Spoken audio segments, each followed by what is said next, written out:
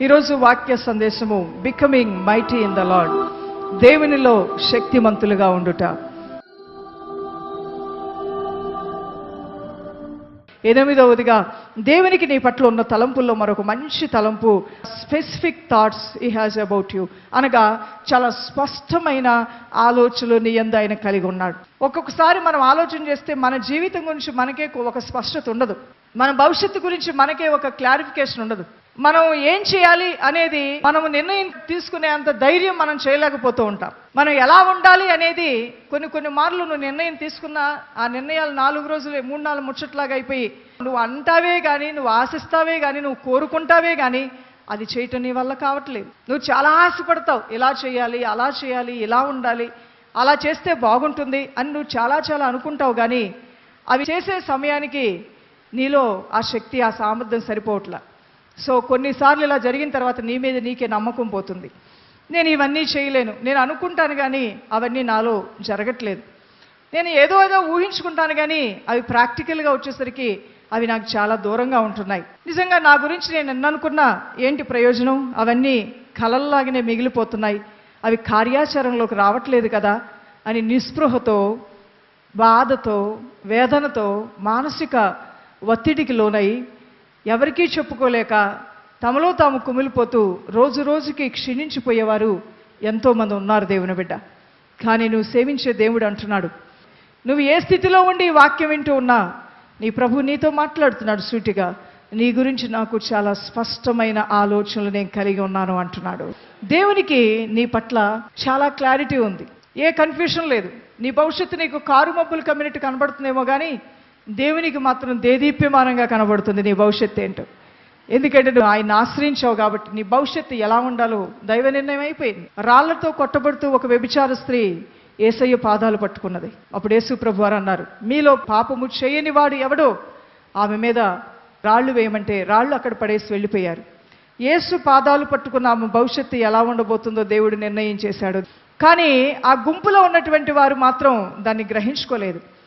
అలానే యేసయ్య పాదాలు పట్టుకున్నటువంటి మరియకు కూడా తన జీవితం ఒక అద్భుతమైన టర్నింగ్, ఒక మలుపు తీసుకోబోతుంది అనేది ఆ క్షణాన్ని ఆవిడ కూడా ఊహించలేదు.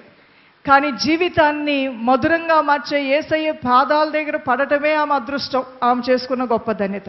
ఎంత త్వరగా ఆమె జీవితం, ఆ మనస్సు, ఆమె తలంపులు, ఆమె సాక్షి జీవితం మారిపోయిందనేది ఒక్కసారి మరియ చూసుకుంటే నేనేనా అనుకునేంత ఉన్నతమైన స్థితికి ఆమె ఎదిగిపోయింది.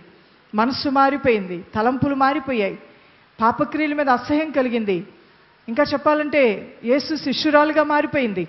తన దగ్గర ఉన్న విలువైన వాటిని ఇచ్చి యేసు పాదాలు కడుగుతూ కన్నీళ్లతో తుడుస్తూ ఆమె దేవుణ్ణి ప్రేమించిన విధానం ఎంత అద్వితీయమైనదో. ఆమెని సమాజంలో చూసినటువంటి వారు వాళ్ళు అనుకున్నారు, యేసయ్య ఎదురుపడ్డాడు కాబట్టి బతికిపోయావు, రేపో ఎల్లుండో మరలా ఎలాంటి వ్యభిచారం చేస్తూ పట్టబడకపోతావా, నిన్ను చంపకపోతామా, ఈ రోజైతే తప్పించుకున్నావు, బతికిపోయావు జీవం గల దేవుణ్ణి ఎదుర్కోబట్టి, కానీ రేపేంటి నీ పరిస్థితి అని వాళ్ళు అనుకుంటూ వెళ్ళారు. కానీ దేవుడు రేపు అనే అవకాశం శత్రువులకు ఇవ్వలేదు. ఆ క్షణమే ఆమె జీవితాన్ని యేసయ్య మార్చివేశాడు. అదే ఆమెకి పాపపు జీవితానికి ఆఖరి రోజు, ఆఖరి క్షణం, ఆఖరి నిమిషం అదే అయింది దేవుని బిడ్డ. సమరయ స్త్రీ ఆ బావి యొద్దకు వెళ్ళగా యేసు ప్రభువారి యొక్క సువార్త ఆమె విన్నప్పుడు ఆమె బ్రతుకు అక్కడే మారిపోయింది. చూసిన వారందరూ కూడా మధ్యాహ్నం పూట బిందె పట్టుకొని వెళ్తుంటే హేళనగా చూశారు, చిన్న చూపు చూశారు. ఆమె వస్తుంటే తలుపులు వేసుకొని ఉంటారు. అలాంటి స్త్రీ కంటపడితే మా పిల్లల జీవితాలు పాడైపోతాయని, మా భర్తల బతుకులు పాడైపోతాయని భార్యలు జాగ్రత్త పడి ఉంటారు. కానీ ఆమె ఎదుర్కోవటానికి వెళ్తుంది జీవము గల దేవుడు, అతి పరిశుద్ధుడైన దేవుని దగ్గరికి వెళ్తుంది. అతి పరిశుద్ధుడైన దేవుని దగ్గరికి వెళ్ళిన ఆ సమరయ స్త్రీ ఎలా అపవిత్రురాలాగా తిరిగి వస్తుంది? రాలేదు, రాకూడదు, ఆయన రానివ్వడు. ఎందుకంటే ఆయన పరిశుద్ధుడు కాబట్టి ఆయన దగ్గరికి వెళ్ళిన వాళ్ళని అపవిత్రులుగా ఆయన మరలా తిరిగి వెళ్ళనివ్వడు. చెడ్డ సాక్ష్యంతో ఆయన దగ్గరికి వెళ్ళిన వారిని మరలా అదే చెడ్డ సాక్ష్యంతో వెళ్ళనివ్వడు. మంచి సాక్ష్యంతో వెళ్ళాలి, మంచి మనస్సాక్షితో వెళ్ళాలి. దరిద్రతో వచ్చిన వాళ్ళు మరలా దరిద్రతో ఆయన వెళ్ళనివ్వడు. ఆయన దగ్గరకు వచ్చిన వారు భాగ్యవంతులుగా వెళ్ళాలి, ఐశ్వర్యవంతులుగా వెళ్ళాలి, ఆరోగ్యవంతులుగా వెళ్ళాలి. ఆయన దగ్గరకు వచ్చిన రోగి మరలా రోగిగా వెళ్ళటానికి వీల్లేదు. ఆయనలో ఉన్న స్వస్థతా కార్యం జరిగి తీరాల్సిందే. ప్రభువా 38 సంవత్సరాలయ్యా వీళ్ళకున్న రోగం, 12 సంవత్సరాలయ్యా ఎముకున్న రోగం, 18 సంవత్సరాలయ్యా ఆమె నడి వంగిపోయిందంటే ఆయన అన్నాడు, ఏ రోగమైనా ఏ వ్యాధి అయినా యేసు నామములో తొలగిపోవాల్సిందే. యేసయ్య దగ్గరకు వచ్చిన రోగాలు నిలవలేదు, యేసయ్య దగ్గరకు వచ్చిన దెయ్యాలు నిలబడలేకపోయాయి. దెయ్యాలు ఆయన దగ్గరకు వస్తే మౌనమైపోవాలి, రోగాలు ఆయన దగ్గరకు వస్తే పారిపోవాలి, ఆకలి దప్పులతో ప్రజలు ఆయన దగ్గరకు వస్తే అవి పారిపోవాల్సిందే. దైవజనమ 5,000 మంది పురుషులు దేవుడిచ్చినటువంటి ఆహారంతో ఆ రోజున తృప్తిపరచబడ్డారు. ఆహారమే లేని ఆ అడవిలో యేసు పట్ల దాహంతో వచ్చిన వారి ఆత్మదాహాన్ని తెచ్చి మార్గమధ్యంలో వీరు సమస్యలు పడిపోతారేమోనని ఆయన ఆ కొద్ది రొట్టెలను కొద్ది చేపలను దీవించి ఆస్వాదించగా అవి విస్తారముగా అక్కడ ఉన్న ప్రజలందరికీ సరిపోయాయి. దేవుని బిడ్డ, ఈరోజు నీ ఇంట్లో 4 పిల్లలు, అత్తగారు, మామగారు, ఇంకా పెద్దనాన్న, పెద్దమ్మలు మొత్తం కలిపి 10 మంది ఉన్నారా? ఈ 10 మందికి ఒకళ్ళే సంపాదిస్తున్నారా? ఈ 10 మందిని పోషించుకోవటం ఎలా అని చింతపడుతున్నావా? నీ చింత యావత్తు దేవుని మీద మోపయ్యా. అమ్మా, నీ చింత యావత్తు దేవుని మీద మోపు. కొన్ని వేల మంది వచ్చారు ఆయన సన్నిధికి. ఆ 1000 మందికి సరిపడా ఆహారాన్ని సమకూర్చిన దేవుడే ఆయన్ని ప్రేమిస్తున్న నీ కుటుంబాన్ని ఆయన పోషిస్తాడు, సంరక్షిస్తాడు, ఆశీర్వదిస్తాడు. ఆయన యొద్దకు ఎవరొచ్చినా వారిని ఆయన తిరిగి అదే స్థితిలో పంపలేదు. ఇదే ఈరోజు నీ దేవుల్లో ఉన్న ప్రత్యేకత. దేవుని బిడ్డ, ఈ ఒక్క మాట నువ్వు అర్థం చేసుకోగలిగితే నీ జీవితం కూడా ఇలా ఉండదు. అది మార్చబడి వెళ్తుంది, అది నూతనపరచబడి వెళ్తుంది. యేసయ్య యొద్దకు ఎవరొచ్చినా వారి జీవితాలు, వాళ్ళ బ్రతుకులు మారిపోయాయి. సమరయ స్త్రీ, ఆమెను చూచిన వారు తలుపులు వేసుకున్నారు, కానీ యేసయ్య అనే ఆ పరిశుద్ధమైన దేవుని దగ్గరికి వెళ్ళగానే ఆమెను పట్టిన అపవిత్ర దెయ్యాలు పారిపోగా శుద్ధ హృదయంతో తిరిగి ఆమెడు వచ్చి సువార్త ప్రకటిస్తూ ఉంటే మూసివేసిన తలుపులు తెరవబడ్డాయి. కిటికీలు వేసుకున్న వాళ్ళు కిటికీలు తెరిచారు.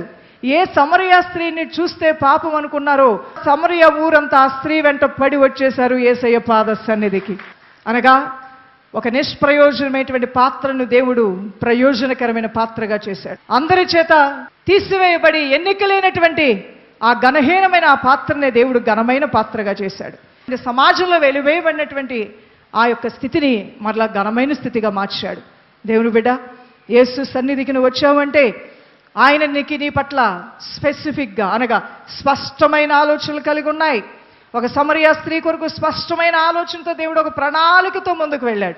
మరి అనేటువంటి వ్యభిచార స్త్రీ వచ్చినప్పుడు రాళ్ళు ఆమె మీద వెయ్యనివ్వకుండా చేసి ఒక ఉన్నతమైన ప్రణాళికతో ఆమె జీవితాన్ని క్రమపరిచి తీసుకుని వెళ్ళాడు. చేపలు పట్టుకునే జాలర్లు యేసు యొద్దకు వచ్చినప్పుడు ఆ చేపలు పట్టుకునే ఆ జాలర్లని దేవుడు ఒక ప్రణాళికతో, ఒక స్పష్టమైన ప్రణాళికతో వారికి ఆయన హితబోధకుడిగా ఉండి మనుషులను పట్టే జాలర్లుగా చేసి వారు ప్రపంచ దేశాలకే సువార్త అందించే గొప్ప సేవకులుగా 12 సింహాసనాల మీద కూర్చొని దేవుని యొక్క సన్నిధిలో ఉండే ఆ గొప్ప ధన్యతను ఆ అపోస్తలుకి దేవుడు ఇచ్చే ఆ ప్రణాళిక, ఆయన ప్రణాళిక ఎంత గొప్పదో యేసు ప్రభు వారి శిష్యులు అక్కడ ఉన్న వారు ఏడుస్తూ ఉంటే ప్రభు అన్నాడు, మీ కొరకు నేను ఒక ఉన్నతమైన ప్రణాళిక కలిగి ఉన్నాను. నేను మీ మధ్యలోంచి వెళ్ళుట మీకు మంచిది. మీ కొరకు అనేకమైన నివాసాలు ఏర్పాటు చేయడానికి నేను వెళ్తున్నాను. నేను వెళ్ళి మీ కొరకు నివాసాలు ఏర్పాటు చేస్తాను. ఆ తర్వాత మిమ్మల్ని తీసుకుని వెళ్ళటానికి మరలా వస్తాను. నేనున్న స్థలంలో మీరు కూడా ఉండబోతున్నారు. అంటే ఒక్కసారి ఆలోచించే దేవుని సంగమా, తన సంఘమును గురించి దేవునికి ఉన్న ప్రణాళిక ఏంటో తెలుసా? కేవలం భూమి మీద నీకు నివాసాలు ఇచ్చి, భూమి మీద నీకు క్షేమం ఇచ్చి, భూమి మీద నీకు ఏకాంగులను సంసారులుగా చేసి, భూమి మీద నీకు క్షేమమును అభివృద్ధినిచ్చే ఆ ప్రణాళికలో నుంచి ఇంకా ఉన్నతమైన ప్రణాళిక ఏంటంటే పరలోక రాజ్యంలో నీకు నివాసాలు కూడా ఏర్పాటు చేయట. ఇది చాలా మన ఊహకు, మన ఆలోచనకు, మన తలంపుకు మించిన ఆలోచన. నువ్వు అనుకుంటావు మాకు ఇల్లు ఉంటే చాలు అనుకుంటావు, కానీ నీ దేవుడు ఏమనుకుంటున్నాడో తెలుసా? భూమి మీద నీకు అవసరమైన ఇల్లుని ఇవ్వటమే కాదు, కానీ నీ కోసం పరలోకంలో కూడా ఒక ఇల్లుని పెట్టాను అంటున్నాడు. అది ఎంతో మహోన్నతమైన, అంటే ఒక స్పష్టమైనటువంటి ఆలోచన, స్పష్టమైన ఆశీర్వాదాలు, స్పష్టమైన జీవితాన్ని నీ కొరకు దేవుడు నిర్దేశించాడు. ఇంకెందుకు నువ్వు భయపడతావు? ఎందుకు నువ్వు బాధపడతావు? నా పిల్లల భవిష్యత్తు ఎలా ఉండబోతుందో, నా భవిష్యత్తు ఎలా ఉండబోతుందో, నా కుటుంబం ఎలా ఉండబోతుందో, నా పరిచర్య ఎలా ఉండబోతుందో, ఎందుకు ఇలాంటి అనుమానాలు, భయాలు, బాధలు? యేసయ్య చేతిలో నీ జీవితం పెట్టావంటే తల్లి కౌగిట్లో పసిబిడ్డ పడుకున్నంత హాయిగాను ఉండొచ్చు. తల్లి కౌగిట్లో పసిబిడ్డ ఎంత క్షేమంగానో ఉంటుంది. అన్నిటినీ చూసుకునే నా తల్లి అని గాఢ నిద్రలో ఉంటుంది పసిబిడ్డ. అలానే యేసయ్య చేతుల్లో పెట్టిన నీ జీవితం పెను తుఫానులకి పట్టబడదు. దేవుని బిడ్డ, తుఫానును కూడా ఆయన గద్దించి ఆయన ఆగిపోమంటే నిమ్మళమైపోతాయి సముద్రాలు, తుఫాన్లు. అటువంటిది యేసయ్య చేతుల్లో నీ జీవితం ఉండగా, నీ జీవిత యాత్రలో నీ పైకి సమస్యలనే పెను తుఫాన్లు, శోధనలు నిన్ను తరుముతూ ఉన్నప్పుడు నిమ్మళమైపో అని గద్దించే దేవుడు నీతో ఉండగా నీకెందుకు బాధ, భయము, దిగులు?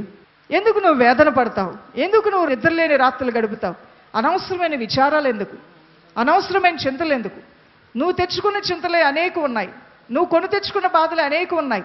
నువ్వు ఆశించవలసిన దానికన్నా ఆశించి ఎక్కువగా, నువ్వు తలంచవలసిన దానికన్నా ఎక్కువగా తలంచి, నువ్వు కోరుకున్నది ఏదో నీకు దొరకలేదని వ్యర్థమైన చింతలోకి వెళ్ళటం మాని, నా దేవుడిని నేను నమ్ముకుని ఉన్నాను, సమస్తము నాకు మేలుకరంగా మారుతుంది. ఒకటి నా జీవితంలో పోయిందంటే దేవునికి స్తోత్రం, ఒకటి నా జీవితంలోకి వచ్చిందంటే దేవునికి స్తోత్రం.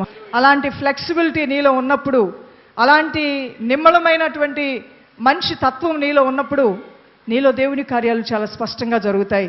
ఆ కార్యాలను చూసి ఆనందించగలుగుతావు. అపోస్తలుడైన పౌలు అంటున్నాడు, అన్ని స్థితుల్లో ఉండటం నేను నేర్చుకున్నాను అంటున్నాడు. ఆకలి దప్పులు కలిగి అలమటించిపోవటం ఏంటో పౌలు గారికి తెలుసు. మహోన్నతమైనటువంటి కార్యములతో దేవుణ్ణి ఘనపరచడం అంటే ఏంటో ఆయనకి తెలుసు. కష్టపడి పనిచేసుకోవటం అంటే ఏంటో ఆయనకి తెలుసు. సుఖపడటం అంటే కూడా ఆయనకేంటో తెలుసు. అన్ని సమయాల్లో అన్ని పరిస్థితులకి ఉండటం తన మనస్సుకి అభ్యాసం చేసుకున్నాడు. కాబట్టే అన్ని పరిస్థితుల్లో కూడా తండ్రి అయిన దేవుణ్ణి ఘనపరచగలిగాడు. ఈరోజు నీకు అలవాటు ఉందా? అది నువ్వు అభ్యాసం చేసుకున్నావా? అభ్యాసం చేసుకోకుండా ఏమీ రావు దేవుని బిడ్డ. అభ్యాసం చేసుకుంటే నీ జీవితంలో అద్భుతాలని నువ్వు చూడగలుగుతావు. నీ కుటుంబం పట్ల, నీ ఉద్యోగం పట్ల, నీ వివాహం పట్ల, నీ బిడ్డల పట్ల, అన్నిటి పట్ల దేవుడు ఒక స్పష్టమైన ఆలోచన కలిగి ఉన్నాడు. అది నిజం దేవుని బిడ్డలారా, అది నువ్వు నమ్మి తీరాలి. 9వదిగా దేవాతి దేవుడు ఎటర్నల్ బ్లెస్సింగ్స్, నిత్య జీవంతో కూడిన ఆశీర్వాదాలు కూడా ఆయన నీ కొరకు దాచి ఉంచారంటున్నాడు. ఎఫెసీయులకు రాసిన పత్రిక 2వ అధ్యాయము 7వ వచనం. క్రీస్తు యేసునందు మనల్ని ఆయనతో కూడా లేపి పరలోకమందు ఆయనతో కూడా కూర్చుండబెట్టెను, అట్టి దేవునికి మహిమ కలుగును గాక అని ప్రభువుని గణపరుస్తున్నారు. ఈ రోజున యేసయ్యని నమ్ముకున్నటువంటి నీలో ఉన్న ఆధిక్యత ఏంటో నీకు తెలుసా దేవుని బిడ్డ? క్రీస్తు యేసునందు మనల్ని ఆయనతో కూడా లేపి పరలోకమందు ఆయనతో కూడా కూర్చుండబెట్టాడంట. ఉదాహరణకి రాజుగారి ఇంట్లో బాబు పుట్టాడు. ఆ రాజరికంలో ఉన్నటువంటి ఆధిక్యతలన్నీ ఆ కుమారుడికి పుట్టగానే వర్తిస్తాయి. తన కుమారుడు అయినందుకు, ఆయన తండ్రి అయినందుకు, ఆయనకి సంబంధించినవన్నీ వర్తిస్తాయి. ఆ అబ్బాయి రాజు అవ్వాల్సిన అవసరం లేదు. కానీ అతను ఇంకా పెరిగి పెద్దవాడవటానికి కొంత సమయం ఉన్నా రాజుగారి కుటుంబంలో రాజుగారికి జన్మించాడు కాబట్టి ఆ రాజుగారు కలిగిన సకల హక్కులు, సకల ఆశీర్వాదాలు పొందుకోవటానికి ఆ కుమారుడు అర్హుడైపోయాడు.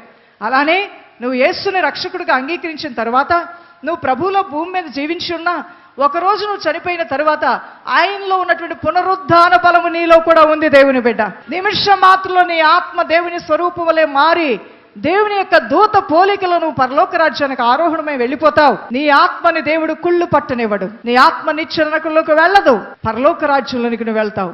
అలానే ఆయన కుడిపార్శ్వములను దేవుడు నిన్ను కూర్చుండబెట్టుకుంటాడు. దేవునికి నీ పట్ల ఉన్నటువంటి ఉన్నతమైన తలంపులు ఇవి, ఆలోచనలు ఇవి దైవజనమా.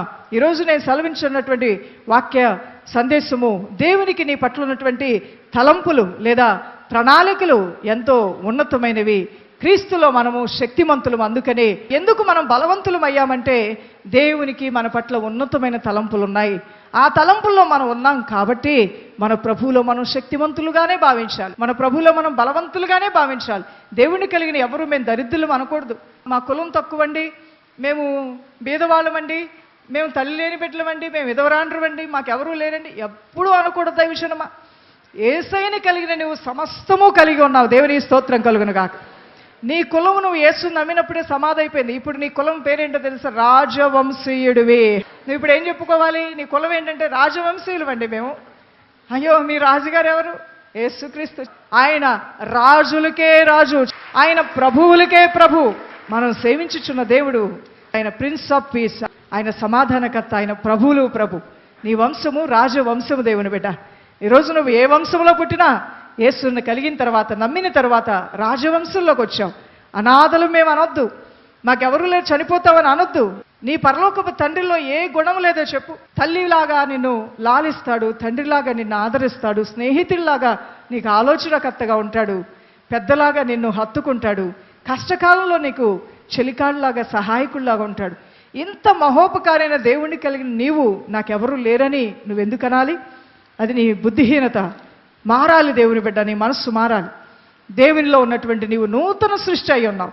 ఆయన అంటున్నాడు, నా నిమిత్తమే అక్కచెల్లెలు అన్నదమ్ములని కోల్పోతే ఇహమందు పరమందు నూరంతలు ప్రతిఫలమిస్తాను, అక్కచెల్లెలు అన్నదమ్ములు అనేక మందిని ఇస్తాను అంటున్నాడు ఆయన. తండ్రి చిత్తము నెరవేర్చేవారే నా సహోదరుడు, నా తల్లి తండ్రి అంటున్నాడు. తండ్రి చిత్తం నెరవేర్చేవారే నీ చెలికాళ్ళు, నీ సహోదరులు, నీ అన్నలు, నీ తమ్ముళ్ళు. ఈ టీవీలో వాక్యం వింటున్న వారు, మా రక్త సంబంధులు ఎవరో తెలుసుకోవాలంటే ఈ చూస్తున్న వారు కూడా మీ చేయి పైకి ఎత్తండి. ఇదిగో ఈ చేతుల పైకి ఎత్తిన వాళ్ళందరూ మా రక్త సంబంధులే. అవును దైవజనమా, ఇది నిజం. దేవుని చిత్తం నెరవేర్చేవారే మన తల్లులు, మన అక్కలు, మన చెల్లెళ్ళు, మన తమ్ముళ్ళు, మన అన్నలు. ఎవరు నా తల్లి, ఎవరు నా సహోదరుడు? తండ్రి చిత్తం నెరవేర్చేవాడే నా తల్లి, నా తండ్రి అన్నాడు యేసయ్య. ఆయనకన్నా గొప్పవాళ్ళమా మనం? కాదు కదా. తండ్రి చిత్తం నెరవేర్చేవారే మనకి కావాలి. వాళ్ళు ఎవరైతే మనకేంటి? మొహమాటం కోసం వెళ్ళకూడదు. దేవుని వాక్యానికి విరుద్ధంగా మాట్లాడే వారితో నువ్వు ఏకీభవించకూడదు. తండ్రి చిత్తం నెరవేర్చేవారే నీ ప్రియులుగా నువ్వు భావించి నువ్వు హత్తుకొని అదొక ఆత్మీయ కుటుంబంగా నువ్వు ముందుకు వెళ్ళటం నీ జీవితానికి ఎంతో ఆశీర్వాదం, దీవెన. 10వదిగా అన్ ఎష్యూరెన్స్. ఆయన నీకు తన అభయహస్తము ఆయన ఇస్తున్నాడు. ఆయన హామీ ఇస్తున్నాడు. నీ పట్ల ఆయనకున్న తలంపులు ఎంతో ఉన్నతమైనవి.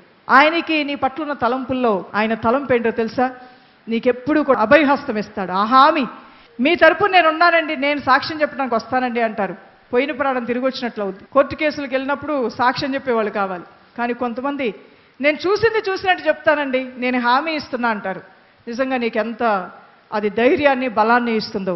అదే రీతిగా దేవుడు అంటున్నాడు, ఈ భూమి మీద నువ్వు ఉంటున్నప్పుడు నీ కొరకు సాక్ష్యం ఇవ్వడానికి నేనున్నాను, నీకు మేలు చేయడానికి నేనున్నాను, నీకు ఆపత్కాలంలో సహాయం చేయడానికి నేనున్నాను, నా అభయహస్తం నీకుంది, నేను నీకు హామీ ఇస్తున్నాను అంటున్నాడు ప్రభు.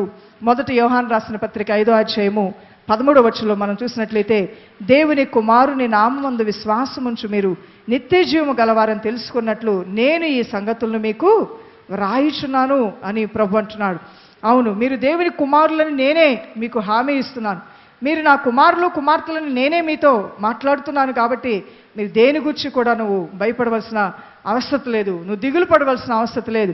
నేను నీకు హామీ ఇస్తున్నాను. నువ్వు నా బిడ్డవని నేనే చెప్తున్నాను కదా, నా కుమారుడివి, నా కుమార్తెవని నేను నీకు హామీ ఇస్తున్నాను కదా, నేను నీకు తండ్రిగా ఉంటానని నేను నీకు వాగ్దానం ఇస్తున్నాను కదా. అందువల్ల నేను జలముల్లో పడి నువ్వు వెళ్ళిన జ్వాలలు నిన్ను కాల్చుజాడవు, జల ప్రవాహములు నిన్ను ముంచజాలవు. నువ్వు అగ్నిలో పడినా, నువ్వు నీటిలో పడినా నిన్ను ఆదుకోవటానికి, ఆపత్కాలంలో సహాయం చేయడానికి నీ ప్రభు నీకు తోడుగా ఉంటాడని వాగ్దానాలు. ఎన్ని వేల వాగ్దానాలు ఉన్నాయండి పరిశుద్ధమైన బైబిల్ గ్రంథంలో. అవన్నీ దేవుడు నీకు ఇస్తున్న హామీలు కాదా? అవన్నీ దేవుడు నీకు ఇస్తున్నటువంటి ధైర్యము కాదా? ఆయన నీకు ఇచ్చిన అభయ హస్తము కాదా? అది ఆయన నోటి నుంచి పలికిన ఈ వాగ్దానపు వాక్కులు అంత తేలికైపోయాయా? దేవాతి దేవుడు నోటి నుంచి వచ్చిన ప్రతి వాగ్దానపు వాక్కు నీ జీవితంలో ఒక హామీ లాంటిది, అదొక రుజువు లాంటిది. ఆ వాక్యాన్ని నువ్వు పట్టుకొని నువ్వు ప్రార్థన చేస్తే దేవుడు నీ కార్యాన్ని నెరవేర్చడానికి ఆయన రోషము గల దేవుడిగా దిగి వస్తాడు దైవజనమా. అందుకనే నువ్వు ఏ స్థితిలో పడిపోయినా నీ ప్రభు నిన్ను లేవనెత్తుతాడని ఆయన హామీ ఇచ్చాడు అంటే తప్పకుండా నువ్వు లేవనెత్తబడతావు. నువ్వు ఎటువంటి విరిగిన స్థితిలో ఉన్నా నిన్ను ఆదుకుంటాను అని ఆయన హామీ ఇచ్చాడంటే తప్పకుండా ఆయన నిన్ను ఆదుకుంటాడు. నీకు ఆశీర్వాదాలు దూరంగా లేవు, నేను నీకు సమీపంగా ఉన్నాను ఆయన నీకు హామీ ఇచ్చాడంటే తప్పకుండా ఆయన నీకు సమీపంగా ఉండి నిన్ను నడిపిస్తాడు. అందుకనే ఒక భక్తుడు ఇలా అన్నాడు, he doesn't care how sad you are, he can cheer you up. అంటే నువ్వెంత దుఃఖంలో ఉన్నావనే దేవుడు పట్టించుకోడు, కానీ ఆయన నిన్ను సంతోషపరిచే ఆ బాధ్యతను ఆయన తీసుకుంటాడు. అందువల్ల నువ్వు ఎంత దుఃఖంలో వచ్చినా ఆ దుఃఖ వస్త్రాన్ని నిమిషం మాత్రంలో తొలగించి సంతోష వస్త్రాన్ని నీకు ఇచ్చి ఆ దుఃఖం నుంచి దుఃఖ నివారణ ఇచ్చి నిన్ను బలపరుస్తాడు అన్నాడు. He doesn't care how empty you are, he can fill you up. అనగా నువ్వెంత ఖాళీ పాత్రగా ఇక్కడికి వచ్చినా అది ఆయన అసలు పట్టించుకోడు, కానీ ఆయన మరలా నిన్ను నిండు పాత్రగా చేసి పంపగలడు. ఆ దేవాతి దేవుణ్ణి చప్పట్లు కొడుతూ ఆయన ఉన్నతమైన నామానికి ఘనపరుద్దాం దైవజనమా. ఇలాంటి మంచి తలంపులు యేసయ్య నీ కొరకు కలిగి ఉండగా, దేవా నా కొరకు ఎంత మంచి తలంపులు కలిగి ఉన్నా నీ ప్రేమను, నీ కృపను బట్టి నీ నామాన్ని ఘనపరుస్తున్నానని ఆ తండ్రి ప్రేమను జ్ఞాపకం చేసుకుంటూ మీ నిమిత్తమై నాకున్న ఆలోచనలు, ఉన్నతమైన ఆలోచనలు, ఉన్నతమైన తలంపులని చెప్పిన ఆ ప్రభు నామాన్ని హృదయపూర్వకంగా ఘనపరుస్తూ ప్రార్థనాపూర్వకంగా మనందరం కూడా దేవుని సన్నిధిలో ప్రార్థన చేద్దాం.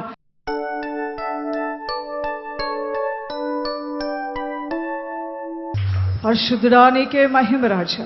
పెద్ద వయసు కలిగిన తల్లులు, తండ్రులు, ఇంకా నా జీవితానికి నెమ్మదే లేదని నువ్వు బాధపడుతున్నావేమో. ఇంత వయసు వచ్చినా మా కష్టాలనే కడల్లో మేము కొట్టుకొని పోతున్నాం. బాధ్యతలు ఇంకా ఎన్నో ఎక్కువ అవుతున్నాయి కానీ తక్కువ అవట్లేదని దుఃఖపడుతున్నావేమో. అయ్యా, ఈరోజు నువ్వు ప్రభు నీతో మాట్లాడుతున్నావు. ఆయన ఉన్నతమైన తలంపుల్లో నువ్వు ఉన్నావు. అమ్మా, ఆయన ఉన్నతమైన తలంపులను ఉన్నావు. నీ కష్టము, నీ బాధ, నీ వేదన చూచిన దేవుడు తప్పక ఒక స్పష్టమైన ఆలోచన నీ యందును నీ కలిగిన సమస్తమందున ఆయన కలిగి ఉన్నాడు. నా యవన కుమారుడా, కుమార్తె, ఒక స్పష్టమైన ప్రణాళికలోనూ ఉన్నావు. దేవునికి నీ పట్ల ఉన్న ఆలోచనలు అవి మనోహరమైనవి, అపూర్వమైనవి. అవి నీ యందు తప్పకుండా దేవుడు మేలుకరంగా మారుస్తాడు.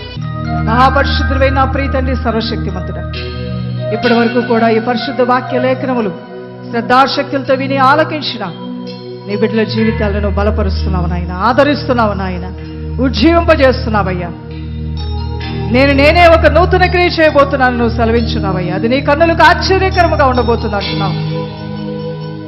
ఎవరు ఏ స్థితిలో ఉన్నా వారి స్థితిని మార్చి, వారిని ఉజ్జీవింపజేసి, వారిని ఆదరించి, నేను ఆశ్రయించిన వారి పట్ల నీకున్న ఉన్నతమైన ఉద్దేశాలు, ఆలోచనలు వారి యందు స్థిరపరిచి, యోగ్యమైన ప్రతి శ్రేష్టమైన ఈవితో నీ ప్రజలను తృప్తిపరిచి దీవించమని క్రీస్తు యేసు శక్తిగల నామములో ప్రార్థించి వేడుకొంచున్నాం మా ప్రియ తండ్రి. ఆమేన్.